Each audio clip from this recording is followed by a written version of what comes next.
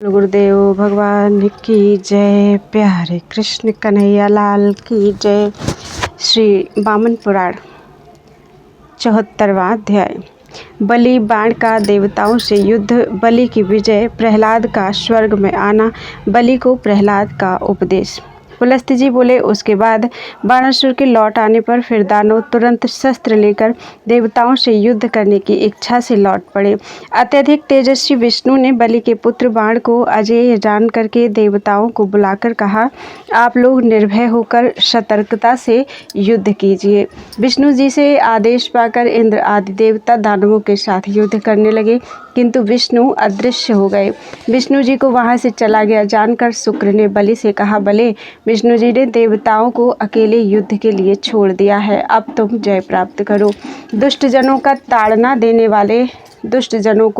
ताड़ना देने वाले भगवान विष्णु के चले जाने पर तेजस्वी बलि पुरोहित शुक्राचार्य के वाक्य से हर्षित हो गदा लेकर देवसेना की ओर दौड़ पड़ा। बाणासुर ने हजार हाथों में अस्त्र शस्त्र लेकर देवसेना पर चढ़ाई कर दी और हजारों का वध कर दिया। मुने बलवान मय दानव भी माया के द्वारा विभिन्न रूपों को धारण कर अमरों की सेना के साथ युद्ध करने लगा। विद्युज्जिह्व, पारिभद्र, वृषपर्वा, शतेक्षण, विपाक तथा विक्षर भी देवताओं की सेना पर टूट पड़े। भगवान विष्णु जी के चले जाने पर इंद्र आदि देवता दैत्यों के द्वारा मारे जाने पर युद्ध से परांगमुख हो गए।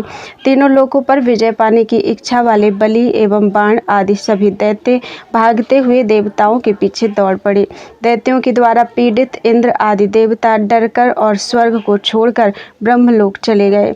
फिर तो इंद्र के साथ ही देवताओं के ब्रह्मलोक चले जाने पर बलि अपने पुत्र, भाई और बांधवों के साथ स्वर्ग का भोक्ता हो गया। ब्रह्मन भाग्यशाली बलि इंद्र हुआ और बाण यम बना, मय दानव वरुण बन गया, राहु चंद्र बना और ह्लाद अग्नि बन गया, केतु सूर्य बना और शुक्राचार्य बृहस्पति बन गए। इसी प्रकार अन्य विभिन्न अधिकार प्राप्त देवताओं के पदों पर असुरों ने अधिकार जमा लिया। पांचवें कलयुग के प्रारंभ और द्वापर युग के आखिरी भाग में देवताओं और दैत्यों का भयंकर युद्ध हुआ। जबकि बलि इंद्र बन गया, सातों पाताल और भूः भुवः स्वः नाम के प्रसिद्ध तीनों लोक उसके वश में हो गए। इस प्रकार बलि 10 लोकों का शासक बन गया था। इंद्र बना हुआ बलि अत्यंत दुर्लभ भोगों को स्वयं भोगता हुआ स्वर्ग में रहने लगा।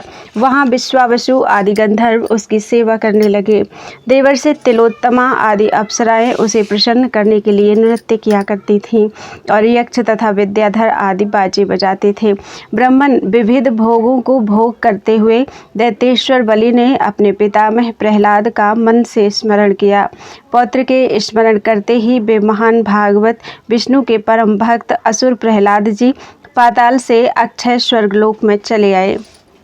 उन्हें आया हुआ देखते ही बलि ने सिंहासन छोड़कर और हाथ जोड़कर उनके चरणों की वंदना की। प्रहलाद चरणों में पड़े हुए वीर बलि को जल्दी से उठाकर और गले लगाकर उचित सुंदर आसन पर बैठ गए।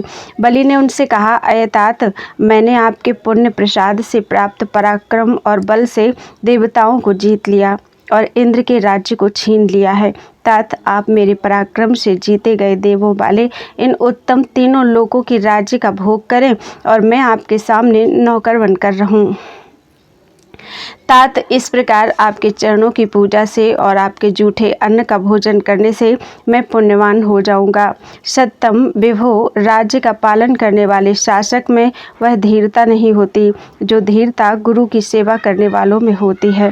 द्विजोत्तम, उसके बाद प्रहलाद ने बलि के कहे वचन को सुनकर धर्म, अर्थ और काम का साधक वचन कहा। बलिराज, मैंने पहले शत्रुओं की विघ्न बाधा से रहित राज्य किया है। मैं पृथ्वी का शासन और मित्रों का सत्कार कर चुका हूँ, इच्छानुसार दान दे चुका हूँ। गृहस्थ धर्म के नाते मैंने पुत्रों को भी उत्पन्न किया है, किंतु इन सब से शांति ना पाकर इस समय मैं योग साधक बन गया हूँ। पुत्र, मैंने तुम्हारे लिए राज्य को विधिपूर्वक ग्रहण कर पुनः तुमको दे दिया। तुम गुरुओं की सेवा में इसी प्रकार सदा लगे रहो। पुलस्त्य जी कहते हैं, ब्रह्मन ऐसा वचन कहकर प्रहलाद ने बलि का दाहिना हाथ पकड़कर उसे तुरंत इंद्र के सिंहासन पर आसीन करा दिया। महेंद्र के सभी रत्नों से बने शुभ सिंहासन पर बैठा हुआ वह दैत्यपति बलि इंद्र के समान शोभित हुआ। उस पर बैठने के बाद उसने विनयपूर्वक हाथ जोड़कर मेघ के गर्जन के समान गंभीर वाणी में प्रहलाद से कहा, तात, तीनों लोकों की रक्षा करते हुए जो मेरे धर्म, अर्थ, काम और मोक्ष इन चारों पुरुषार्थों के लिए करणीय कार्य है, उसके लिए आप मुझे आदेश दें। उस बलि के वाक्य के साथ ही शुक्र ने भी प्रहलाद से कहा, महाबाहो, जो उचित हो वह उत्तर दीजिए। विष्णु जी के भक्त प्रहलाद ने बलि और शुक्र की बात सुनकर धर्म और अर्थ से युक्त श्रेष्ठ वचन कहा। पुत्र, भविष्य के लिए जो उपयुक्त हो, संसार के लिए जो हितकारी हो और धर्म के अनुकूल जो अर्थ का उपार्जन और सभी प्राणियों के अनुकूल जो काम वर्ग का फल है एवं इस लोक और परलोक में जो कल्याणकारी कर्म हो, उसका आचरण करो। महामते, तुम जैसे प्रशंसनीय बन सको तथा जैसे तुम्हें यश प्राप्त हो एवं अकीर्ति ना हो, वैसे ही कर्तव्य को किया करो। उत्तम पुरुष उत्कृष्ट लक्ष्मी की अभिलाषा इसीलिए करते हैं कि विपत्ति में पड़ा हुआ अच्छे कुल का व्यक्ति धनहीन मित्र, वृद्ध, ज्ञाति, गुणी, ब्राह्मण एवं यशोदायिनी कीर्ति उनके गृह में शांतिपूर्वक निवास कर सके।